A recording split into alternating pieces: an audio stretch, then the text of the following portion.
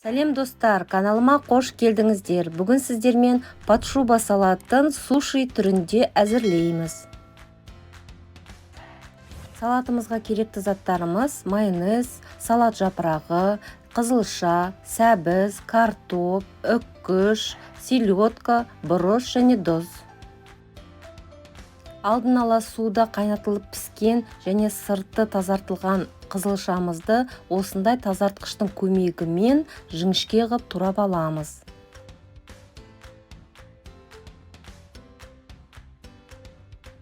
Картопымызды үккішті майда көзінен өткіземіз.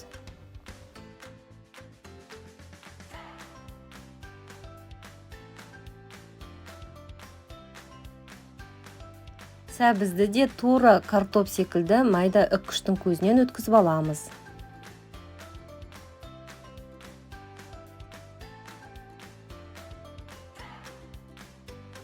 Фольганың үстіне пищевой пленканы саламыз да, қызылшамызды осылай рет-ретімен қойып, үстінен үккіштен өткізілген картопымызды осылай жайып шығамыз.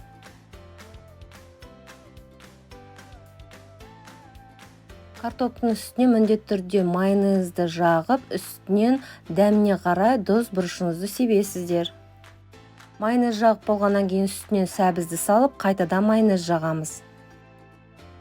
Келесі селедка мен салат жапырағын ортасына қарай осылай қатар-қатар қойып шығасыздар. Ең соңында патшуба салатын осылай суши тәріздес қып орап, тоңазытқышқа жарты сағатқа қойып қоясыздар. Жарты сағаттан кейін патшуба салатымызды суши көлемінде етіп турап, тарелкамызға салып, үстін майонезбен әсемдейміз.